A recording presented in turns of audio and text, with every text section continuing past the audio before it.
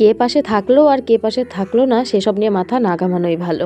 তোমার জীবনে যে জিনিসগুলো তোমাকে মানসিকভাবে কষ্ট দেয় সেগুলোকে গুরুত্ব কম দাও। কোনটা মুখ আর কোনটা মুখোশ এটাকে চিনতে শেখো। ব্যাস, নিজের মতো থাকো আর শান্তিতে বাঁচো। সকালে ঘুম থেকে উঠেই হাতে একটা ব্রাশ নিয়ে চলে এসেছি পুকুর পাড়ে। এই জায়গাটা যে দাঁড়িয়ে আছে, এই গাছটা কি সুন্দর না? এই গাছটাতে কিন্তু আমাদের এই বাচ্চারা ভীষণভাবে খেলা করে।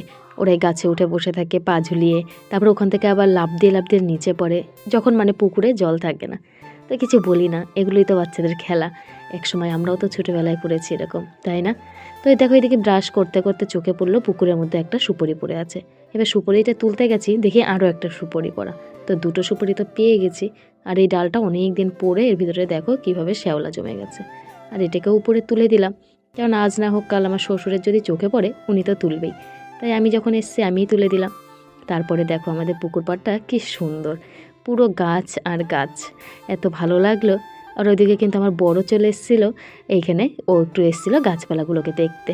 তাই আমি আরও এখন একসঙ্গে বাড়ির দিকে চলে যাচ্ছি। আর এই দেখো আমার একদম মাথার উপরে গাছগুলো কত সুন্দর, এখান থেকে নিচে হয়ে যেতে হয়। তারপরে কালকে রাতের রুটি একটা বেঁচেছিল, সেইটাই ভাবলাম সকালে কালুকে খেতে দিয়ে দিই।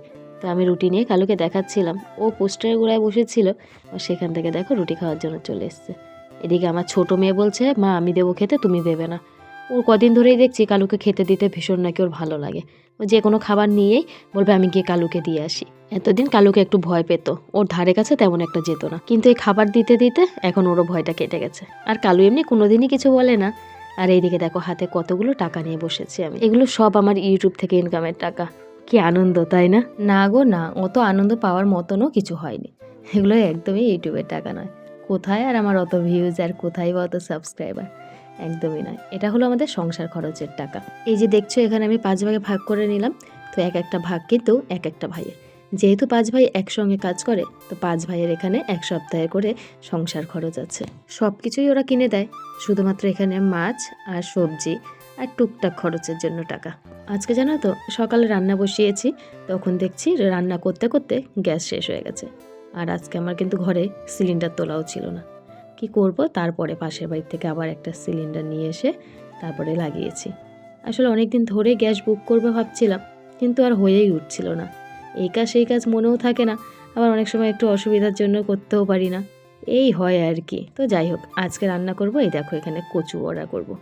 কচু এনেছিল আগের দিন হাটের থেকে, সেই একটু কচু রেখে দিয়েছিলাম কচুর বড়া খাওয়ার জন্য। কিছুটা রান্না করেছিলাম আর কিছুটা রেখে দিয়েছিলাম বড়ার জন্য। রান্নাটা আমি অত বেশি ভালো খাই না, কিন্তু বড়াটা খেতে কিন্তু ভীষণ ভালো লাগে। আর আমাদের ঘরের সবাই খুব ভালোও খায় এই বড়াটা। আচ্ছা, তোমরা খাও এমন কচুর বড়া রান্না করে? যদি খাও তাহলে কমেন্ট বক্সে আমাকে জানাও। আজকে আর বেশি কিছু রান্না করিনি, ওই কচুর বড়া করেছি আর শুধু বিট ভাজা করেছি। আসলে সবজি ঘরে শেষ হয়ে গেছে, আর এই সপ্তাহে এখনও বাজারে যাওয়া হয়নি, তো সেই কারণে শুধু এই দুটো পদেই করলাম। তো কোনো রকম একবেলার খাওয়া তো টেকেই দিয়েই হয়ে যাবে। গরিবের সব রকম অভ্যেস রাখতে হয়, যখন যেমন তখন সেরকমভাবে চলি। আর এইদিকে দেখো কত বাসন হয়েছে কালকের থেকে, কালকে রাতের বাসন, সকালের বাসন, প্লাস দুপুরের বাসন, 3 বেলার বাসন আজকে একসঙ্গে মাজছি। আসলে এখন ওয়েদারটা তো খারাপ, ঠিক বুঝতে পারছি না কিভাবে করে চলবো। আর এই না বোঝার কারণেই ঠান্ডা গরম লেগে একদম সর্দি মর্দি লেগে একাকার অবস্থা। রাত হলেই নাক বন্ধ হয়ে যাচ্ছে আর নিঃশ্বাস নিতে পারছি না। তাই ভাবলাম জলের থেকে যতটা দূরে থাকা যায়, সেই কারণে একটু বাসনটা একবেলা দুবেলা জমিয়ে ফেলেছি। তারপরে বাসন মেজে ঠেজে একবারে স্নান করে এসে খেতে বসে গেছি। এখন আবার কটা খেয়ে একটা জিনিস দেখাচ্ছি তোমাদের। দেখো এই যে এটা কী ফল বলো তো, কি সুন্দর না কালারটা? এটার নাম হচ্ছে রসনা ফল।